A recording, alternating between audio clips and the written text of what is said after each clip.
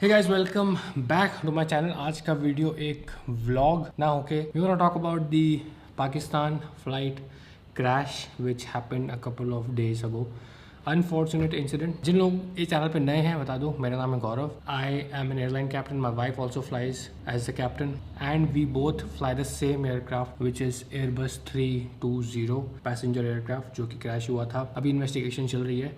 I will not jump to any conclusions, but ये video सिर्फ एक पायलट्स पर्सपेक्टिव देने के लिए आप लोगों को। Flight was operated by Pakistan international airlines Airbus 320। 99 people were on board, 91 passengers plus 8 crew. इसका क्रैश हुआ कराची में, रनवे के जस्ट पहले। कराची में 2 पैरेलल रनवेज हैं, 25 लेफ्ट और 25 राइट। एयरक्राफ्ट का रजिस्ट्रेशन था अल्फा पापा Bravo Lima delta. Looks like the aircraft stalled before the crash. What is stalling? Stalling मतलब जब एयरक्राफ्ट फ्लाई नहीं कर रहा होता। It is in the air, it is not producing any lift, it is just falling like this. Obviously the crash happened near the residential area. Actually, also the aircraft was 15-year-old aircraft, first used in service in 2004. Crashed on approach near Karachi. Departed from Lahore at 1:08 PM in the afternoon. Was supposed to land in Karachi at 2:45 PM in the afternoon. जब crash हुआ उसके पहले pilot ने बोला था कि उसकी पहली approach is going around, he wants to come back on another landing. The PIA official said pilots and crew were all qualified, क्योंकि पाकिस्तान में जैसे यहाँ पे लॉकडाउन में डोमेस्टिक एयर ट्रैवल बंद कर दिया गया था, वैसे पाकिस्तान में बंद किया गया था। जैसे ही खोला गया उसके 1-2 दिन के अंदर ये क्रैश हुआ है। गाइस, आपकी स्क्रीन पे मैं एक अप्रोच प्लेट डाल रहा हूँ। अप्रोच प्लेट क्या होती है? एक प्रोसीजर होता है जो पायलट्स यूज़ करते हैं किसी भी एयरपोर्ट पे लैंड करने के लिए। आई नो ये बहुत कंफ्यूजिंग दिख रहा है, बहुत नंबर्स दिख रहे हैं इसमें, बस स्टे विद मी। मैं आपको इसमें एक बेसिक चीज़ समझाऊंगा, उसके बाद मैं आपको जब पूरा एक्सप्लेन करूँगा तो everything will make much more sense. So on your screen you can see the approach chart. इसमें अगर आप यहाँ देखेंगे जो ये डायग्राम है, this is the final profile of the landing. अगर आपको जो पॉइंट दिख रहा है D6.1, वहाँ पे आपको होना है 2000 फीट, ना 2000 फीट के ऊपर ना नीचे। ऊपर होंगे तो आप हाई हो जाएंगे, नीचे होंगे ऑब्वियसली आप लो हो जाएंगे। सो 6 माइल लमसम रनवे से आपको होना है 2000 फीट। अब हम लोग चलते हैं ATC और पायलट की क्या कम्युनिकेशन हुई। ये कम्युनिकेशन मैंने बहुत बार सुनी क्योंकि इसमें बहुत ज़्यादा कन्फ्यूजन है। मैं फिर से बता दूँ, whatever I am going to tell you is my analysis. इसमें बहुत सारे मैंने एजम्पशंस भी किए हैं। Karachi, 3238, proceed and avoid Khumani range. So TPU-38 is some other aircraft. We are comfortable, we can make, inshallah. So इसका मतलब ये है कि पायलट कह रहा है कि हम लोग कंफर्टेबल है, हमारी height, altitude, direction, everything is under control, we will be able to make it. We are comfortable now and we are out of 3,500 for 3,000 established ILS 25 left. So when he says we are comfortable now out of 3,000, ये altitude की बात हो रही है कि 3,500 feet से descend कर रहे हैं 3,000 फीट के लिए। Established ILS 25 left. And what do you mean by established ILS 25 left? Let me explain to you what is ILS, which is the instrument landing system. This is the runway center line. So if I extend the runway center line like this, so the ILS system will bring the aircraft on the center line. तो अगर आप यहाँ से आ रहे हैं, aircraft को वो ऐसे सिधाई में ला के छोड़ देगा। इस साइड से आ रहे हैं तो एयरक्राफ्ट को ऐसे सिधाई में ला के छोड़ देगा। So to land at the runway, you should be obviously aligned with the runway, and also you should be at a certain profile which is called the glide path. I'm not going into technicalities, आपको मैं समझाऊंगा basic simple English language में। अगर आपका aircraft का यहाँ पे है, that means you are low on the approach. अगर आपका एयरक्राफ्ट का यहाँ पे है, that means you are high on the approach. अगर आप हाई आएंगे तो आप यहाँ टच डाउन नहीं करेंगे, आप कहीं यहाँ टच डाउन करेंगे तो obviously the runway is not enough for you to stop. अगर आप लो आएंगे तो आप रनवे पे टच ही नहीं कर पाएंगे, आप कहीं यहाँ टच करेंगे और आप क्रैश हो जाएंगे। So when the pilot says we are out of 3,500 to 3,000 established ILS 25 left, मतलब ये रनवे अगर 25 लेफ्ट है, he is established on the localiser and on the glider, मतलब वो रनवे की सिधाई में है और वो प्रॉपर ऑल्टीट्यूड में है which is perfect for landing. We are established on ILS 25 left. ATC is saying here turn left heading 180, but the pilot is saying sir we are established on ILS 25 left. Usually these both are contradicting. अगर आप established हो चुके हो तो ATC का कोई मतलब नहीं बनता आपको लेफ्ट राइट देने के लिए। मतलब established मतलब आप रनवे की सिधाई में हो और प्रॉपर ऑल्टीट्यूड पे हो लैंड करने के लिए। बट कभी कभी क्या होता है, जस्ट आप लोकलाइजर कैप्चर करते हो या एयरक्राफ्ट जस्ट टर्न हो रहा होता है रनवे की सिधाई में, तो हमको इंडिकेशन दिखा देता है वो कि लॉक कैप्चर हो चुका है, बट ATC को दिखाता है कि हम स्टिल टर्न कर रहे हैं। So I might give this to the benefit of doubt कि एयरक्राफ्ट को, कि ATC को लग रहा है आप टर्न कर रहे हो, बट एक्चुअली आप टर्न कर रहे हो इस्टेब्लिश होने के लिए। So you are 5 miles from touchdown, engine passing 3,500. Now this is a very important line which is said by the controller. You are 5 miles from touchdown, descend to 3,500 feet. तो chart में साफ साफ लिखा हुआ है कि at 6 miles you have to be 2,000 feet. और यहाँ पे कह रहा है कि you are 5 miles from touchdown, descend to 3,500 feet. मतलब कि एयरक्राफ्ट जो है वो बहुत हाई आ रहा है. It is not at the prescribe altitude for landing. थोड़ा सा कॉम्प्लेक्स हो रहा है बट मैं सिंपल भाषा में समझाऊंगा. जैसे मैंने आपको कहा था कि ILS होता है, you are at align with the runway in the central line और आप करेक्ट हाइट पे आ रहे हो. बट कभी कभी एक फॉल्स ग्लाइड स्लोप नाम की भी एक चीज़ होती है. पहले वो आना थोड़ा सा टेक्निकल हो रहा है. आपकी हो गई ग्लाइड स्लोप जिस पे एयरक्राफ्ट को होना चाहिए for normal landing, but this is called a false glide slope. So when the controller is saying you are 5 miles from touchdown, descend to 3,500 feet, मतलब आप इससे भी ऊपर हो. एक्चुअली भाई 5 माइल पे आपको होना चाहिए, तकरीबन 1500 से 1600 फीट पे, लेकिन आप हैं 3500 फीट पे. So this is a classic example of capturing a false glide slope. और अगर आप फॉल्स ग्लाइड स्लोप लेके आ रहे हो तो आपकी स्पीड बहुत हाई होती है और आप रनवे पे इस पॉइंट पर टच नहीं करेंगे, थोड़ा सा आगे टच करेंगे, जो कि हो सकता है केस हुआ हो because first impact was at 4,500 feet from the threshold. Clear to land 25 left. Now जब आप ये सुनते हैं रॉजर पी के पाकिस्तान 830, आप बैकग्राउंड में फिर से सुनिए, there will be a chime, ting ding ding ding डिंग.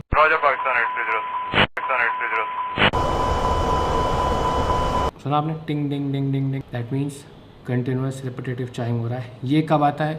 ये तब आता है एयरक्राफ्ट में जब कोई मेजर फेलियर होता है. अगर कोई इतना मेजर फेलियर नहीं है तो एक सिंगल चाइम आता है, टिंग. अगर एयरक्राफ्ट में कोई मेजर फेलियर है तो रिपीटेटिव चाइम आता है, टिंग डिंग डिंग डिंग डिंग डिंग. थोड़ा सा आपको रोकना चाहूँगा और बताऊँगा कि इसके पहले क्या हुआ होगा जो पिक्चर्स बताती हैं. If you see this picture on your screen you will see both the engines have a black line at the bottom, मतलब इंजन स्क्रैप है.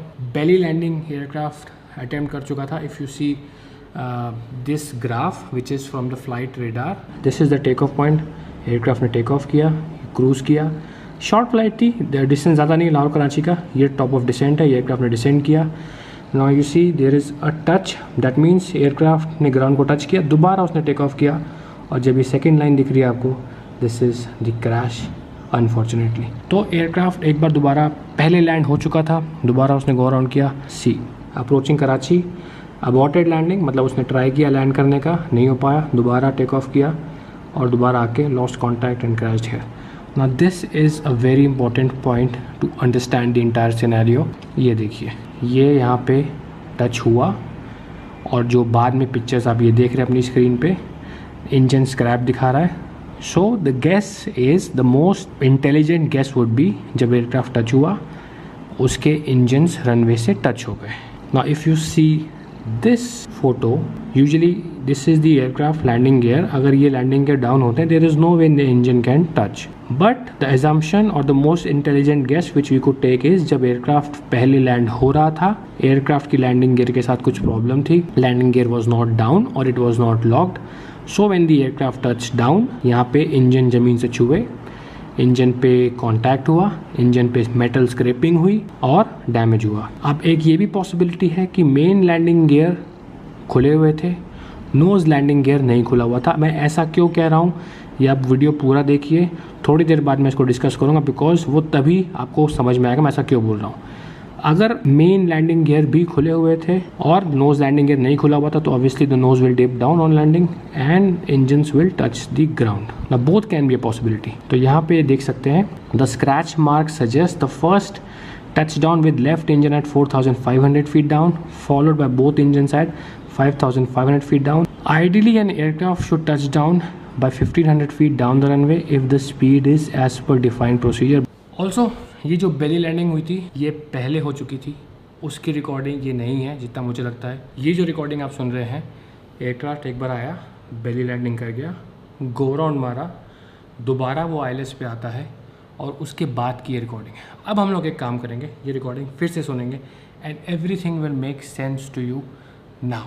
We are comfortable. We can make it. So now belly landing हो चुकी है, engines में scrap पड़ चुका है.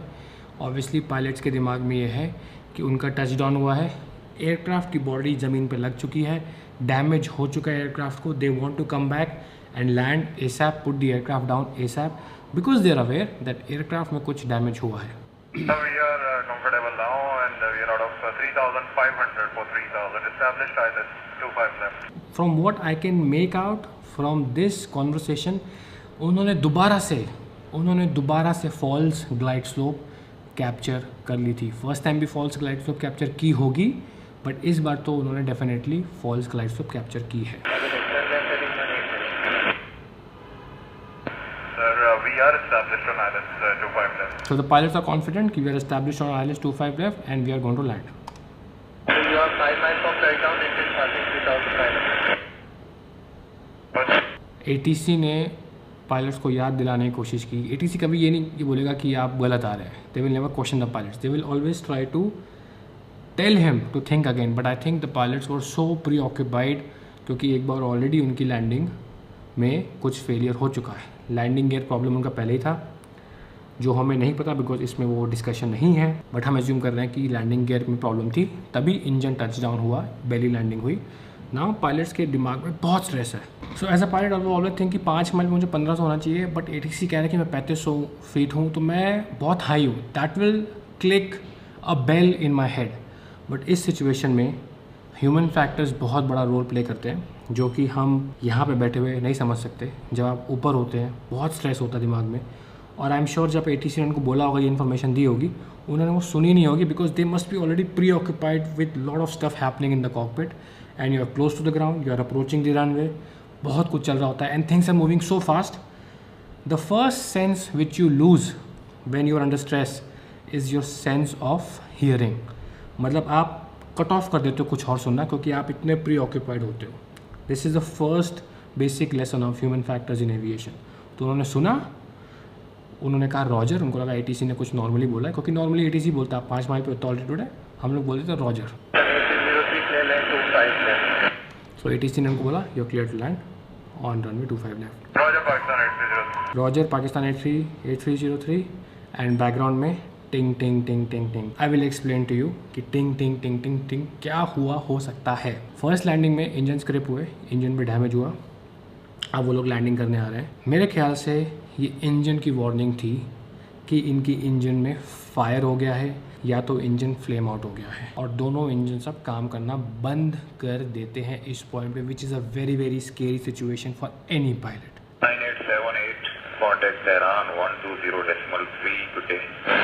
303 going around. Okay, PK 8303 going around मतलब going around is a procedure when pilot opens full throttle, full power देते हैं वो इंजन्स में, इंजन्स फुल पावर प्रोड्यूस करते हैं. अगर आप लैंडिंग के लिए ऐसे आ रहे थे, आप you again gain altitude, you climb up and you come back for landing. अब इस केस में this is again my understanding, my guess with the limited amount of resources I have, कि जैसे ही उनको टिंग टिंग टिंग टिंग बजा, उन्होंने इंस्टिंक्टिवली पावर डाली और उन्होंने कहा कि हम ये अप्रोच नहीं कर रहे हैं, हम गो राउंड करेंगे और दोबारा लैंडिंग के लिए आएंगे. और यू मस्ट बी थिंकिंग कि दोनों इंजन्स अगर फेल हो रहे हैं तो वो ऐसा क्यों कर रहे हैं, देखते भी आगे. सो this is the instruction given by ATC कि आप दोबारा 3500 फीट क्लाइंब करें और वहाँ जाके हमें रिपोर्ट करें.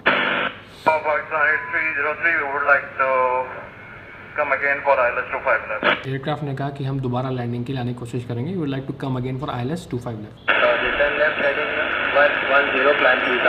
तो गाइस यहाँ पे आपको मैं एक और छोटा सा डायग्राम दिखाना चाहूँगा. This is the runway 25 left जहाँ पे एयरक्राफ्ट लैंडिंग के लिए आ रहा था. This is your north direction, south direction, east west, जो मैंने हेडिंग से दिया हुआ 270, 090, साउथ 180. ये एयरक्राफ्ट आ रहा था, इसने गो राउंड मारा. एयरक्राफ्ट ने कहा कि मुझे दोबारा ILS के लिए आना, मतलब मेरे को दोबारा आप वेक्टर करके यहाँ पे डाल दो कहीं, मान लो ये पेज बड़ा है तो कहीं यहाँ डाल दो ताकि मैं दोबारा यहाँ से आके लैंड कर सकूँ. ATC ने बोला टर्न लेफ्ट, क्योंकि ऑब्वियसली एयरक्राफ्ट का डायरेक्शन ये होगा, टर्न लेफ्ट हेडिंग 110. सो 110 कहाँ पे होगा, अगर 090 यहाँ पे है, 180 यहाँ पे, तो 110 कहीं यहीं पे होगा.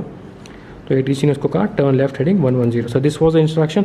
आई होप डायग्राम से थोड़ा ज़्यादा क्लियर हो गया होगा आपको. तो बेसिकली ATC का दिमाग में क्या चल रहा था, एयरक्राफ्ट को मैं यहाँ से घुमा के, तो if this is the extended centre line, यहाँ से घुमा के एयरक्राफ्ट को मैं यहाँ से ला के दोबारा उसको यहाँ डाल दूंगा इस डायरेक्शन में, ताकि वो लैंडिंग के लिए चला जाए। Turn left heading 110, climb 3000. Left heading confirm. From left heading 110, climb 3000. 110, climb 3000, Pakistan 86. 8303, you are jumping altitude. Very important line, ATC उसको बोलता है Pakistan 8303, you are dropping altitude 2000 feet. मतलब इंस्ट्रक्शंस दिए थे 3000 क्लाइंब करने को, बट आप 2000 फीट पर ड्रॉप हो रहे हो। This sentence makes me sure कि pilots had lost both engines. Why ऐसे both engines and not one engine? दोनों इंजन्स के नीचे पे स्क्रैपिंग थी, दोनों इंजन्स डैमेज हुए थे। जब उन्होंने गो राउंड मारा, सो गो राउंड में क्या है गाइस, पूरी इंजन की पावर लगती है and engine runs at full capacity. अगर कुछ भी इसमें प्रॉब्लम है, ज़्यादा चांसेस हैं कुछ फेल होने के। अगर आपका गाड़ी का इंजन ख़राब है और आप 40 की स्पीड में चला रहे हो, may be it will survive, but ना अगर पूरा एक्सीलेटर आप क्रैंक कर देते हो कि गाड़ी का मैक्सिमम परफॉर्मेंस निकालना है, गाड़ी टूटी हुई है बट फिर भी मैक्सिमम परफॉर्मेंस निकालना है, the chances of failure are much more. एक भी इंजन अगर एयरक्राफ्ट का सही होता तो एयरक्राफ्ट ऑल्टीट्यूड लॉस नहीं करता। The aircraft is fully capable of flying with one engine failed and one engine functional. The aircraft we fly or aircraft you fly are fully certified for flying on one engine. But यहाँ पे दोनों engine fail हो चुके हैं, इसीलिए the aircraft is dropping altitude. Sir, we have just give me 2000. So I think the pilots realized कि वो 3000 climb नहीं कर पाएंगे. He asked for a special instruction. Just I want to maintain 2000 feet. Maintain 2000 feet. 8303, more Charlie showing. Now the controller again says mode Charlie showing 1800 feet. I will not go into what is mode Charlie, but उसके instrument में दिखा रहा था कि आप 2000 भी maintain नहीं कर पा रहे। So now what I think is pilots realize 3000 climb करना नहीं कर सकते, 2000 मेंटेन करते हैं। But now since they had lost or they were losing power on both the engines, हो सकता है धीरे धीरे boom boom boom boom boom boom करके पावर जा रही हो, they were not even able to maintain 2000 feet और the aircraft was dropping altitude। अब वो 1800 फीट आ चुके थे and this was a concern for the ATC and they were constantly trying to tell pilots कि आप altitude lose कर रहे हो। Copied, sir. We are now maintaining, trying to maintain, sir. Copied, we are now maintaining, we are trying to maintain, not very confident. 8303 approach. Ji sir. Appears to be turning left. Inaudible in the transcript. What I believe the pilot says affirm sir। तो कभी कभी हम लोग affirm, copied, जो लोग मुझसे WhatsApp पे बात करते हैं मैं उनको लिख देता हूँ copied, affirm, Roger. I use that terminology in my general day-to-day life. So I think the pilot said affirm sir. Controller ने पूछा you appear to be turning left, affirm sir. Just my analysis trying to explain what might have happened. This was the runway. Aircraft कहीं यहाँ से आ रहा था, यहाँ पे उसने कहा कि मैं गो राउंड कर रहा हूँ, मैं लैंड नहीं कर पाऊँगा। एयरक्राफ्ट ATC ने कहा कि ओके टर्न लेफ्ट हेडिंग 110 ये थी, ठीक है। एयरक्राफ्ट ने कहा कि मैं 2000 मेंटेन करूँगा, उसने कहा 2000 भी नहीं कर पा रहा, फिर मैं 1800 पे गिर रहा हूँ। Now I think what the aircraft did was aircraft started turning in this direction. ATC ने उसको कहा था maintain heading 110, ATC wanted him to go in this direction. ATC का प्लान था कि थोड़ा यहाँ पे ले जाऊँगा, फिर दोबारा यहाँ टर्न दे के उसको मैं इस पाथ पे डाल दूँगा so that he becomes aligned with the runway to land. But what I think the pilots realized कि बॉस इंजन में पावर नहीं है, दोनों इंजन बोल चुके हैं मैं ये पाथ तो नहीं ले सकता किसी भी हाल में। Now pilots wanted to turn back to the runway as soon as possible, so he turned left like this. That's why the ATC said, sir, you appear to be turning left. Those are the very important words. Sir, you appear to be turning left, contrary to the ATC instructions. While proceeding direct, sir, we have lost engines. Now the pilot says, we'll be proceeding direct. We have lost engines. What does he mean when he says we'll be proceeding direct? मतलब मैं यहाँ से turn करके यहाँ direct landing के लिए जा रहा हूँ। I don't want to do the whole ILS procedure which takes me out like this and this. I do not have time to complete this procedure. I'll be going direct like this for the landing. Confirm you are carrying on belly landing. Now this is also a very important statement when ATC says confirm you are carrying on belly landing. No, ATC का मतलब ही नहीं बनता है पूछने का कि भाई तुम belly landing, तुम कुछ भी करो। ATC का मतलब ही नहीं बनता है पूछने का। Now why I think this was asked by the controller because इससे पहले जो लैंडिंग की थी उसने जहाँ पे इंजन स्क्रैप हुए थे वो एक belly landing थी। That's why the controller asked again confirm you are carrying on belly landing because अगर दोबारा से पहली लैंडिंग होती है तो फायर के चांस होते हैं, क्योंकि मेटल जब कंक्रीट से टकराएगा या एसफॉल्ट से टकराएगा फायर के चांस होते हैं। इंजन्स के ऊपर विंग्स होते हैं, विंग्स में फ्यूल होता है तो फायर एक्सप्लोड होने के चांस होते हैं। So the ATC has to prepare themselves with fire trucks and all the emergency services. They were preparing themselves. I think that's why they asked this question.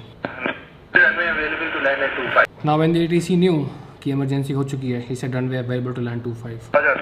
Roger. Clear, Mayday, Mayday, Mayday, Pakistan 830. Now the pilot says Mayday, Mayday, Mayday. Mayday is an emergency call. That means now this is an emergency situation. और मेडे तभी आप announce करते हैं जब आपके दोनों engine चले जाएं। अगर आपका एक इंजन जाता है देन यू से pan pan pan, which is a urgency situation. Both runways available to land. So when he says mayday, obviously this guy is the priority. He will stop all other traffic. अब ATC की priority है कि भाई इस बंदे को मैं land कराऊँ। वो सब कुछ बंद कर देगा एयरपोर्ट में, बस इस बंदे को उसको लैंड कराना है, उसकी प्रायोरिटी है। 38 Karachi, 38 Karachi. That was the last communication heard from Pakistan 8303. उसके बाद से कोई कांटेक्ट नहीं हुआ। There was a video which was shot by some cameras which you can see that when the aircraft is coming down, उसका rate of descent बहुत ज़्यादा है, उसका एंगल बहुत स्टीप है।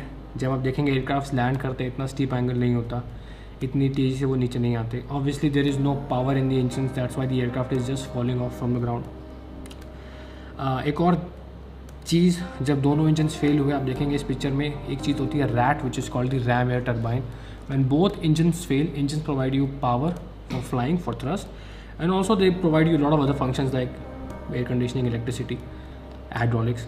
सो जब सब कुछ फेल हो जाता है, so the only last resort left with the aircraft is to extend a ram air turbine which is called the RAT. आप इसको सिंपल भाषा में समझ सकते हैं, this is a mini engine which is the last hope. ये बहुत ही minimum electrical hydraulic power देता है एयरक्राफ्ट को, ताकि आपके पास कुछ तो रहे और आप मनूवर करके जहाज़ को लैंड करा सके। इस पॉइंट पे जब एयरक्राफ्ट टर्न कर रहा था लैंड करने के लिए, उसके पास दोनों इंजन्स नहीं थे। It was descending down fast because I think ये डिस्टेंस उसके लिए कवर करना बहुत मुश्किल था। And I believe the aircraft crash somewhere here in the model colony, which was a residential colony. Unfortunate incident which happened, both engine failure, loss of power। अगर एक भी इंजन होता तो वो डायरेक्ट पहुंच जाते। So that is my analysis, what I think। This was not easy for us to किसी conclusion पे नहीं आ रहा हूँ, ये आसान नहीं था, बहुत बार हमने टेप सुने। फिर एक बेस्ट गैस और एक बेस्ट एस्टिमेट जो मुझे लगा कि क्या हुआ होगा, मैंने वो रिक्रिएट करना चाहा अपने ऑडियंस के लिए, बिकॉज बहुत लोग एविएशन में इंटरेस्ट रखते हैं और बहुत लोगों को जानना होता है कि क्या हुआ। Will wait for the official investigation to come. इसमें टाइम लग जाएगा बहुत सारा। जब भी ऑफिशियल रिपोर्ट आएगी, कभी भी आएगी, I will try to tell you guys कि ऑफिशियली क्या हुआ था उस फ्लाइट में। So thank you for watching this video and rest in peace to everyone on that flight PK 8303। और also जाते जाते एक रिक्वेस्ट, comment section में please be a little sensitive and please be a little generous because a lot of people lost their lives. I don't want you guys to type anything which people might not like. So yeah, thank you for watching this video। कल से regular blog अपना। Thank you.